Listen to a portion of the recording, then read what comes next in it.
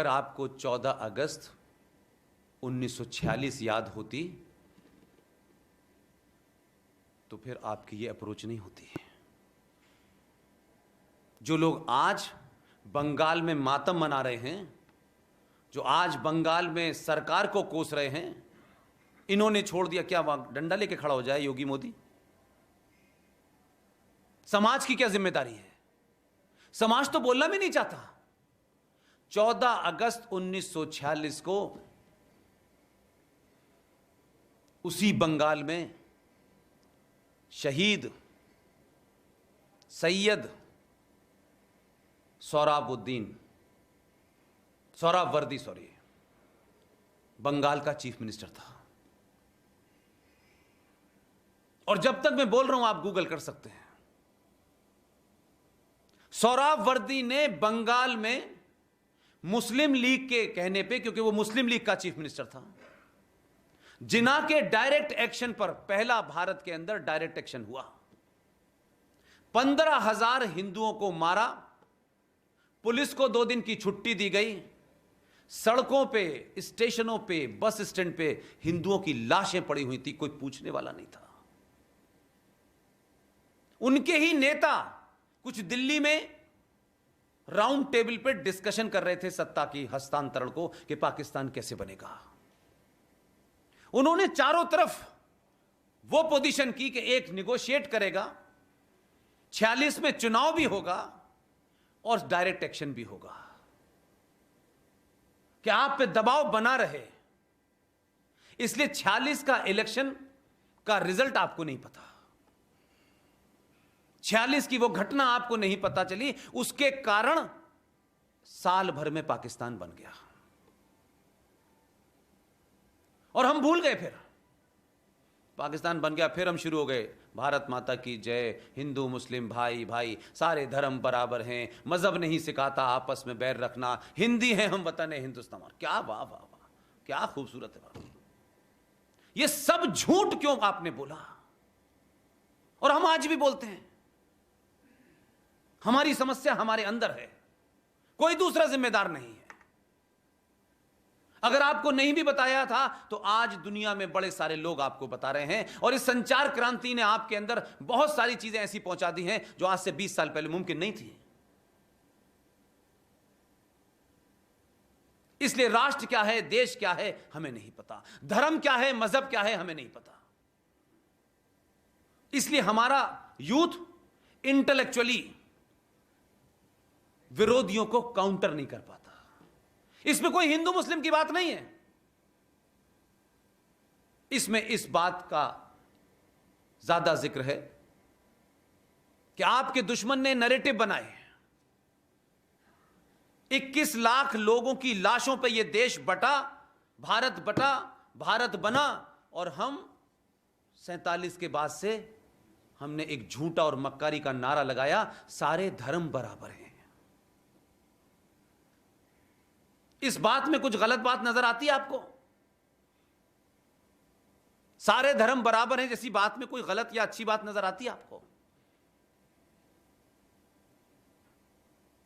यही मेरी चिंता है, आपकी खामोशी। अगर बीमारी का इलाज और बीमारी नहीं पता होगी तो इलाज कभी डॉक्टर नहीं कर सकता, आप भी नहीं कर सकते। सारे धर्म बराबर हैं मतलब सारे धर्म बराबर है, क्या मतलब होता है? धर्म तो एक ही है, तो बराबर किससे होगा? तो घड़े और घोड़ों की तुलना हो रही है क्या?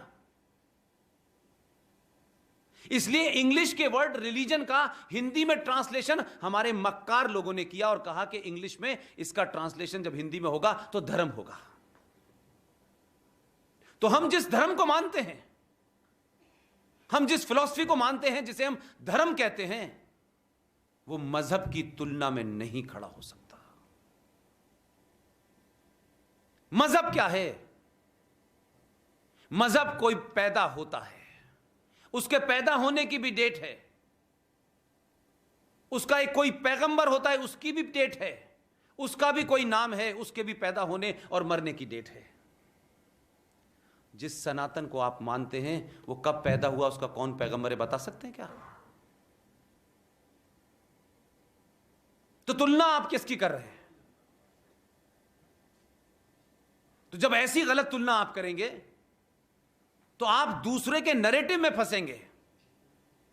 इसलिए लूट पाट, मर्डर, रेप और लूट में सामान लूटने के साथ अगर औरतें भी लूटी गई हैं तो माले गनीमत के नाम पे उनका बराबर का हिस्सा भी आप करते हैं, तो कहते हैं सारे धर्म बराबर हैं। तो आप बिल्कुल वैसे ही है जैसे नाली की तुलना आप समुंदर से करने लगे।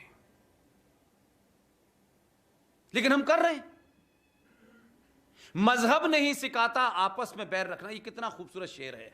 शेर देने वाले भी चले गए पड़ोस में, हमें दे गए कि आप गाइए इसको, आप गाइए। वो नहीं गा रहा। मजहब नहीं सिखाता आपस में बैर रखना, हिंदी है हम, वतन है हिंदुस्तान हमारा। यह मजहबी है जो आपस में बैर रखना सिखाता है। और हमारा कोई मजहब नहीं है। हिंदुस्तान के 100 करोड़ लोगों का कोई मजहब वजहब नहीं है भाई। हम सनातन के मानने वाले हैं और सनातन शुद्ध रूप से साइंस है। कोई कंफ्यूजन नहीं है मुझे। इसलिए हमारे यहां अंतिम संस्कार के बाद भी हम यही कहते हैं कि वो उनकी मौत हो गई और हमने उनको पंचतत्व में विलीन कर दिया। वही 5 तत्व जिससे पूरा जिस्म, जिससे सांस चलती है, जिससे जिस्म बनता है, सब कुछ वही होता है, उसी में हम विलीन कर देते हैं। हम उन्हीं 5 चीजों की पूजा करते हैं। इसीलिए सूर्य की पूजा करते हैं, इसीलिए पीपल की पूजा करते हैं, इसीलिए गंगा की पूजा करते हैं, इसीलिए सुबह उठ के धरती को सर से लगाते हैं कि यही 5 चीजों से हमारा शरीर बना है, इसी में हम समाप्त हो जाते हैं। हम उसकी पूजा नहीं करते, हम उसको थैंक्स करते हैं। सुबह उठ के सूर्य देवता को नमस्कार करना, थैंक्स करना है कि उसने हमें एनर्जी दी जिसकी वजह से हमारा शरीर चलता है। हमारी फिलॉसफी को लोगों ने सही तरह समझाया नहीं। छिछले टाइप के लोग, गेरुए वस्त्र पहन लेने से कोई ज्ञानी नहीं हो जाता। हमारी फिलॉसफी में आज भी, मेरा जन्म कहां हुआ है आप सबको पता होगा। 40,000 के बीच में अकेला परिवार था। मेरे तो घर के बराबर मस्जिद थी। मैं जिन मौलाना साहब की डंडी से मैंने कुरान पढ़ा, अजान दी, नमाज पढ़ी। मैं तो हिंदू को जानते ही नहीं, क्या होता है ये हिंदू प्यार, कौन होते हैं, कैसे होते हैं। जो काम जिसको करना चाहिए था वो करने नहीं चाहता। लिहाजा आज भी मैं ये मानता हूं कि जब आप जाग जाएं, मान लीजिए तभी सवेरा है। जितनी भी नदियां हैं हमारे देश में, हर नदी के साथ मां शब्द क्यों जुड़ा है?